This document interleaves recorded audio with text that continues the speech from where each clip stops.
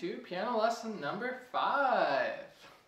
Okay, today I'm going to be talking about sheet music, reading notes. We touched a little bit on time signatures and note values in the previous lesson. So if you haven't watched that, try to go check that out. This lesson I'm going to be talking about how all the names on the staff, not all of them I guess, because there's 88 or more. But I'm going to get into a basic general idea of how to find the notes on the staff, what different clefs are called, and certain things like that. So, this is going to be the meat and potatoes of learning to read the sheet music. So, get ready. It's not that hard though, it's pretty easy. Alright, so the first thing we're going to do is look at the two types of clefs, because each hand or whatever is sort of divided into a clef or whatever. Now, this isn't always the case. Most of these things I'm telling you aren't always true, except for the notes on the staff. Those are always going to be the same.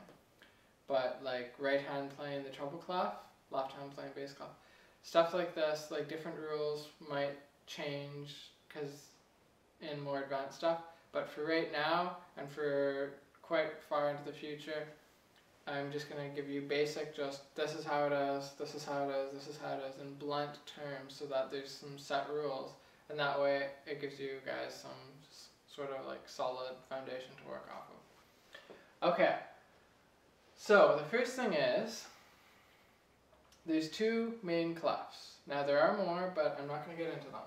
These are the two basic clefs, and you'll probably only ever use these. If you use other ones, it's going to be way down the road. Okay, so the first one I'm going to look at here is the treble clef. So it's called the T-R-E-B-L-E. It's called treble clef. Clef, as in both of these are clefs, and it's sort of like a sign that tells you which clef it is, and it changes the way the notes are. You'll see in a minute. Okay, so the right hand goes with the treble clef, and the left hand goes with the bass clef. Okay, so right hand treble clef, left hand bass clef. So the bass clef looks sort of like, it sort of almost looks like an ear, with two dots floating in space beside the ear, or whatever else you might think. Anyway. So the bass clef just has a little dot, a big dot here, and then it swoops down, and then two little dots here. Okay? Now, the treble clef, it sort of has a dot, and it goes up, this long stem, and then it swivels down. Okay? So treble clef right hand, bass clef left hand. So you can do exercises like ask your friends. It's like you guys can work together or something if you have a partner, and you can be like, what's the bass clef? And someone else can say left hand, and then someone else is like, well, what's left hand? Bass clef. So you kind of you test yourself and whatnot. Or you can test yourself instead of each other. Okay, so that's bass clef, left hand, right hand is treble clef. That's basically it. Those are the two clefs. Wow, hey? It's pretty easy. Okay, now, these clefs have to go on something so that you know what notes to play. Okay? Now, they have to go on something called a staff. Okay? A staff is comprised of 5 lines. I should have probably written this out. 1, 2, 3, 4, 5. There's 5 lines. Okay? Always 5 lines. And there's 4 spaces. Okay? So this is the top space, and that's the bottom space. So 1, 2, 3, 4. Okay? Now, I didn't really write this out in any particular order, so don't ask me, why did you write 1, 2, 3, 4, 5, and then 1, 2, 3, 4 up? I don't know why I did that, I just did, okay? Okay, so there's 4 spaces. That's the point I'm trying to make here. There's 4 spaces and there's 5 lines, okay? Now, depending on which clef we stick, like if I had a pasting thing and I'm like, and I stuck it there, all these note names would be a certain, like all these lines would have certain note names. Like if I had a treble clef here, this space here would be an F, that'd be an A, that'd be a C, that'd be an E. But if I took the bass clef and put it there, this would be an A, that would be a C, that would be an E, and that would be a G. So it all changes. So these clefs sort of set the rules for which notes are where. Okay? So it's really important that you have a good concept of what these clefs do. So they basically set the rules for that staff. Okay? And they determine. A staff by itself can't tell you what notes there are because the notes are indeterminate without a clef to tell you what they are. Does that make sense? Okay. So that's the clefs for now. Now, let's move on. Okay, guys. So now, I'm going to point out a couple things here. I have written all the basic note names and the sayings that go with them to remember them for the treble clef and the bass clef. Now, I've written them on something called the grand staff. Now, see this brace here? That's what it's called. It's called a brace. So, whenever you see this, that means that they want this and this together. So it's played as one. Or in other words, hands together. The right hand here and the left hand here. So whenever these notes are going to go together. If you don't see the brace and then this is all broken off here and you just see one here and then one there, that means it's one line of music going to the next line of music. Okay? So without this brace, this is what joins it together and shows you that this is one line of music instead of two. Okay? So time goes by the whole thing this way. So that's called the grand staff. It has two staffs, okay? Together, so the right hand and left hand. Now, the central point to all of this mayhem, which I will explain, don't worry, is middle C. So middle C is in the smack dab middle of everything. So think of this little section here as a road. And then we've got the center lines of the road. You know how there's broken lines on the road? So think of the first line as middle C all the time. So if you see one line floating in the middle here, it can be actually up to the top, closer to the treble clef, or to the lower down to the bottom. That doesn't matter. All they're trying to do is tell you to play middle C with your right hand or play middle C with your left hand. That's all they're trying to do. So if you see one line, that's the important thing, is one line. Not two lines or three lines, one line. If you see one line and then the circle or the note going through it, this is a whole note, by the way, I've drawn, just to be simple. That is middle C all the time. And anything above middle C goes into the treble clef, anything below middle C goes into the bass clef, okay? So middle C is sort of where they come together and they join. So it goes by the alphabet.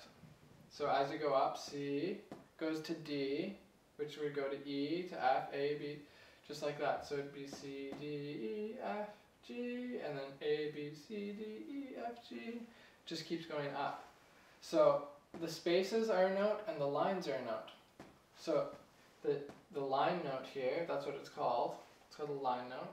Middle C is on a line note. And then D would be on a space note because it has no line. It's just in the middle. It's in between the two lines. That's another note. That's D. Then we go to E, which is on this line. And then F, which is on the space. And then we go to the next line, and that's G. And then we go to the next space, and that's A. And it goes up and up and up. And if you go down, you're going backwards in the alphabet. So this way you're going forwards in the alphabet. This way you're going backwards in the alphabet. So this would be G, F, E, D, C. So we're at middle C. Now below that, one backwards would be B, and then A, and then G, and then F, and then E, and then D, and then C. It just keeps going down, down, down, down. Okay?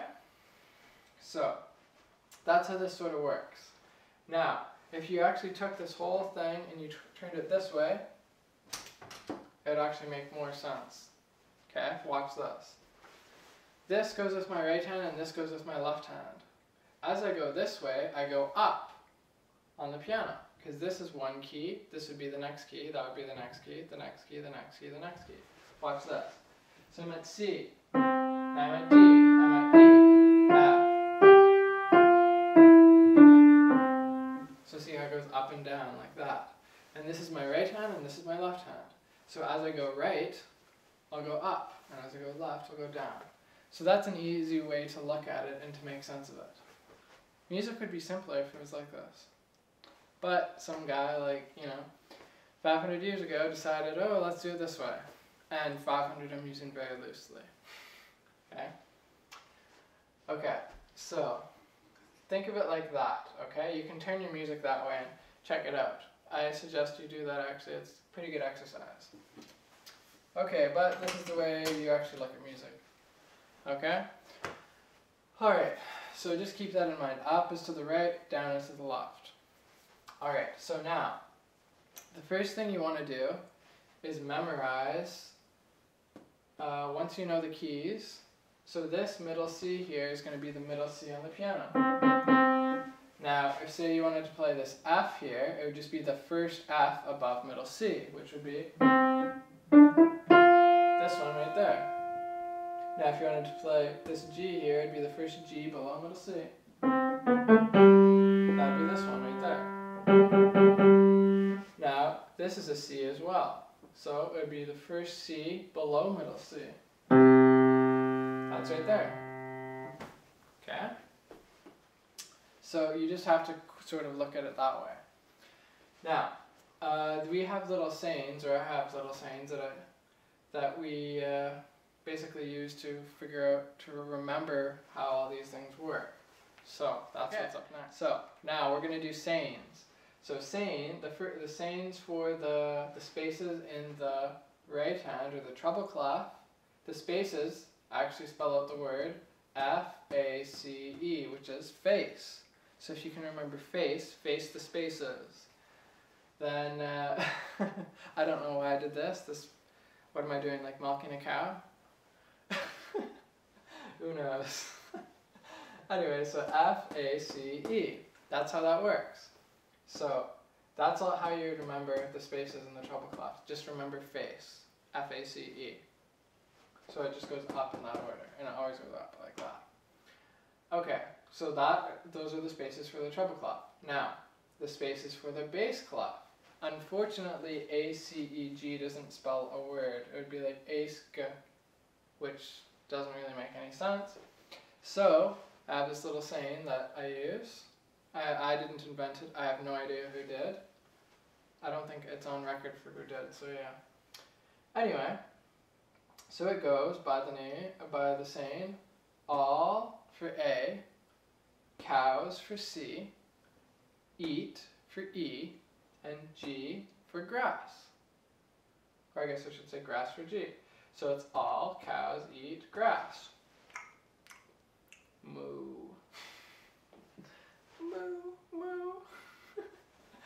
I told my students, I had this little girl and she couldn't remember it, and then I'm like, all cows eat rocks. And she's like, oh, cows don't eat rocks, they eat grass. And then I'm like, good.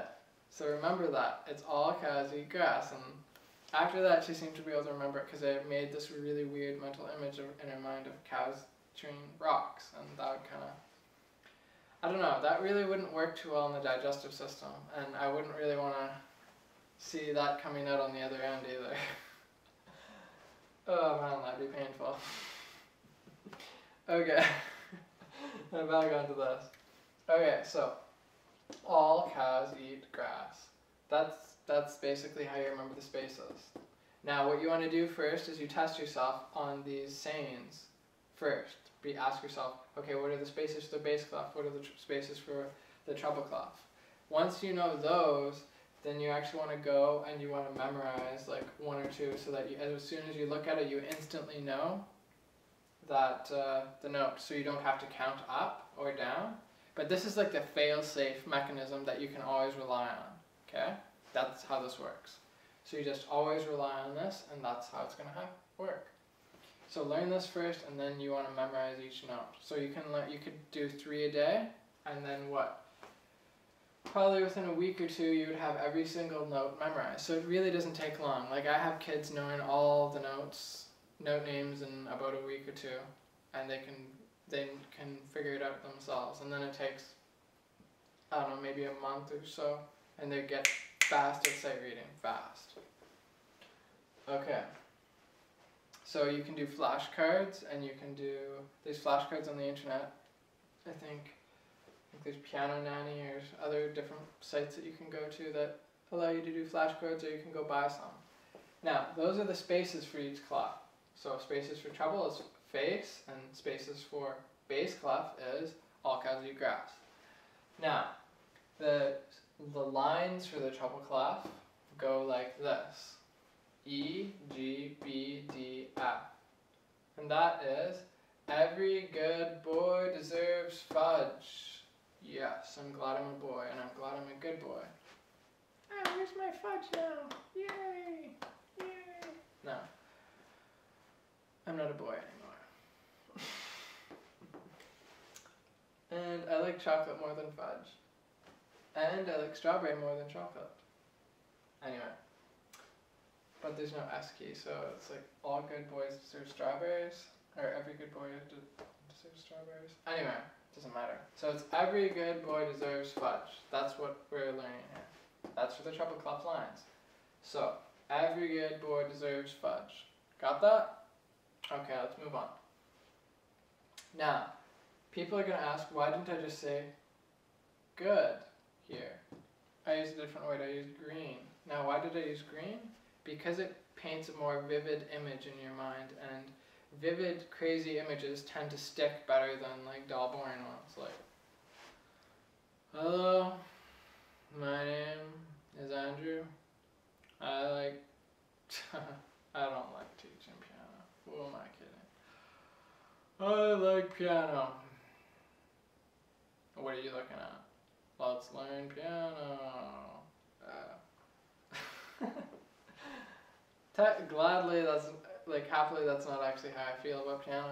I love it. I love music, and I like teaching it. So it's not hard for me to get up in the morning and teach piano.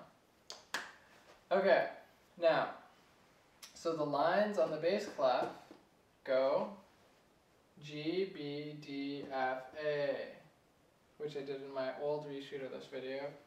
Gabudfa. Goodbuffa. Goodbuffa. Okay, it doesn't actually make a word. Okay, so the saying that I've come up with is, green birds don't fly away. That's kind of nice, isn't it? Green birds don't fly away. So think of a little green bird down here on this line, and this line isn't a line anymore. It's a stick. It's a branch, and the bird's like tweet, tweet, tweet, tweet, tweet, tweet, tweet, tweet. Oh, I'm not going to fly away because I'm a green bird. Tweet, tweet, tweet, tweet, tweet. Okay, so green birds don't fly away. So there's my quick recap here. So my quick recap goes face for the spaces in the treble clef, all cows eat grass for the spaces in the bass clef, every good boy deserves fudge for the spaces in the treble clef, and green birds don't fly away for the spaces or the lines in the bass clef. Okay? Now, there's only one thing left. Okay, so the last thing that we have to do is, it's going to be something called ledger lines. Okay? Now, you'll probably see this soon in music. They come out pretty often, and people get scared from them, and there's really no reason to.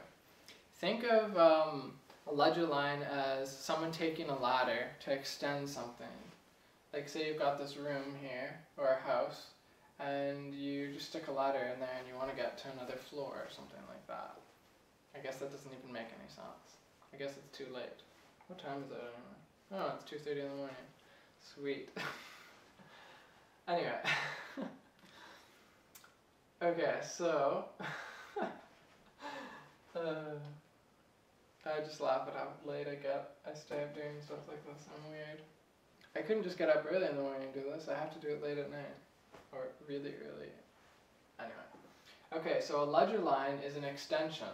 So as you can see, so say we go F, A, C, E, and then there's F. And then F is the top line here. Okay, so how high up is that on the piano? So if this is middle C, so that's F right there, because I went past the first C and I got to F, and that would be stopping. Now, as you can see, we're here. That's not all the keys in the piano, is it? There's still all these. So where do we fit them in? Well, they're not as commonly played, so we don't draw out all the lines unless we're actually going to use them. So there's ledger lines. They are just lines that float in space, and basically this line here is almost as if there's a whole line added onto it. You just keep counting up, and you can place a note in between. Okay, so the hard part about them is since they're just floating there, people can have a hard time reading, and you usually have to count up to memorize, to figure out what note you are. And I still have to count up if they're really high. If they're really high notes, I actually have to count up. So I'm like, no, counting them. Because I just haven't bothered to memorize the ones that are way, way up there. Because you hardly ever see them. Okay, now, these ones though, the first three are worth memorizing because one, it's easy to memorize, and two, they're used quite often. Usually you won't see anything past the second ledger line. Sometimes you'll see the third ledger line. And more rarely, but still not that unoften, you'll see like the fourth and the fifth ledger line used, but usually nothing past that. Okay, so what you want to do is you want to just remember this pattern, ACE, A-C-E. Okay, so ACE, think of them as like aces, as they're like fighter pilot aces, and they're just like, yeah, Roger, bravo, we're going to go in for the bombing room now. Oh look, we've got a dogfight going on. Anyway. So just think of them as like flyers. They're aces. Now they're in the sky or whatever, right? They're not just whatever. They're just out there. They're floating. So A-C-E, ace. Okay? Now, what you're going to do is the ace comes, it just lands this way, and you're going to get A first, and then C, and then E. So C is in the middle. This is the important thing. Okay, C is in the middle. Now look down here. I don't know, can you see that? Aha. So you couldn't see the A. Anyway, down here. Okay, so down here, it's A, C, E. But which one comes first? The E is the first ledger line here, and the A is the first one here. The C is the second one here, and the C is the second one there. So anytime there's two ledger lines in either direction, the second one is C. So use that as your kind of home base. Always remember, second ledger line is C. Okay? This one's A. So what you can do is you can just take these first three chunk and just remember that either way, it's always in that order. But from here, the top ones, so the top part of ace is attached to the bass clef, and up here, the bottom part of ace is attached to the treble clef. So it's the same pattern, but it just moved. Okay, that's it. Okay, so that is my lesson on reading sheet music. So what I want you to do, learn all these note names, the phrases, and everything, and remember that these are ledger lines. This is called staff. Together it's called the grand staff. This is a treble clef, this is a bass clef. The right hand plays this one, the left hand plays this one. This is middle C. This is where the staffs join up. And you can actually find ledger lines in the middle as well. So that if you wanted a C down here, if they wanted a left hand person, like say you're playing stuff way up high and they want the left hand to play like this F here, what they'll do is they'll draw one line for middle C, another line for this line, and then they'll put a note on top of that. And I'll be stretching into here, but it's actually written as a line, and then another ledger line, which would actually just be this line, and then they'll just put the note, and it'll be as if it was there. Okay? Anyway, hopefully that's all helpful. So study this really well, and I'll take another picture of this as well, and you guys can dissect it and practice it, okay? It doesn't take very long if you're willing to just focus on it and really get it learned, okay? It doesn't take longer than 2 weeks. 2 weeks you'll have it and you'll know it, okay? Alright, take care.